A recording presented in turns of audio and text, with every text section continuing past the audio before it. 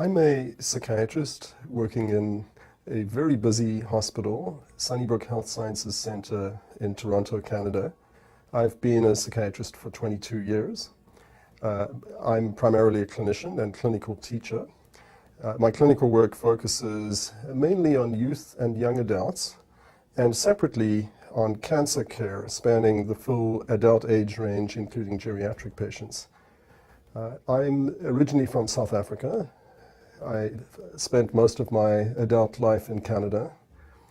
I'm an atheist Jew who's nonetheless sentimental about religious tradition and respectful and admiring of philosophical and psychological wisdom that can be found in religious teachings. Well, my patients force me to think about these issues, confronting me many times a day with profound questions, issues of purpose and meaning.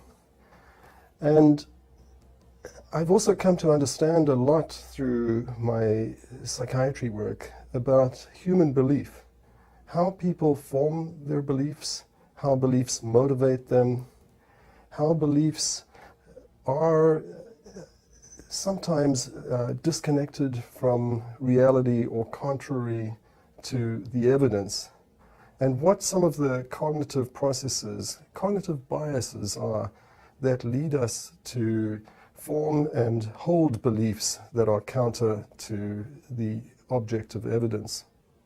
In 2005, my wife Karen was diagnosed with an aggressive and life-threatening form of cancer. Our 3 children were very young. I was already very ambivalent about religion. I never really believed in a personal interventionist God who takes interest in our personal lives and intervenes in our personal lives. But I vaguely believed that the universe had some kind of inherent purpose, something beyond our comprehension. And every now and then, I had the eerie feeling that events in my own life were happening for some kind of intended reason, as if cosmically intended. And this happened when Karen was diagnosed through a series of serendipitous and fortuitous events. I had serially connected with all of the right treatment services that ultimately ensured Karen's survival. At the time, we didn't know if she would survive or not. But in trying to stay optimistic, I wanted to believe that things were happening for a reason and were meant to be. But I had enough clinical experience to be suspicious of my subjective feelings. I couldn't articulate at the time why this impression that things are happening for a reason is always illusory. I came to understand those reasons later. But more than anything, I was experiencing cognitive dissonance, the mental discomfort of realizing that I held contradictory beliefs.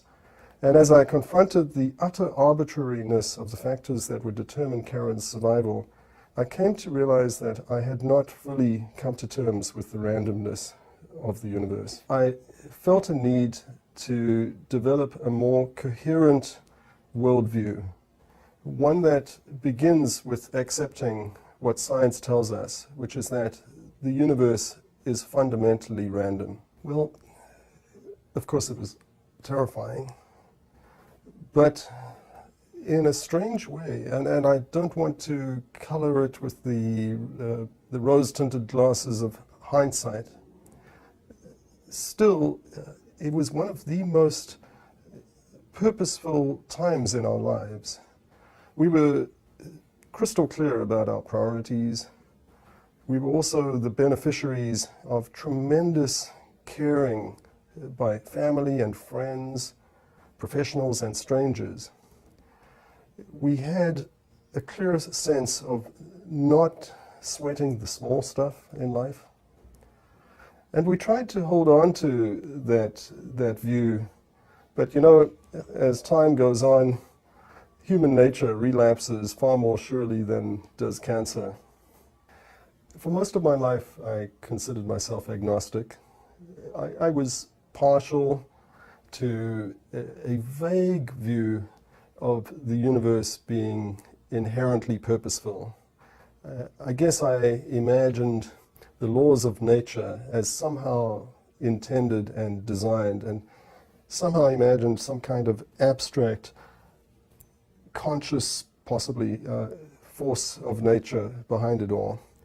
I never believed in a biblical God who authors books or has a son, but I've always been sentimental about religious tradition. In my family, we still observe Jewish traditions, and my Jewish identity is something I value for historical and cultural reasons. I also think there's a lot of wisdom, philosophical and psychological wisdom, in those 2 millennia of religious teachings in all of the major religious traditions. And you know, the reason for that is because religion was the only game in town until very recent centuries. And so any smart, thoughtful person with deep philosophical and psychological insights developed those ideas within the framework of religion.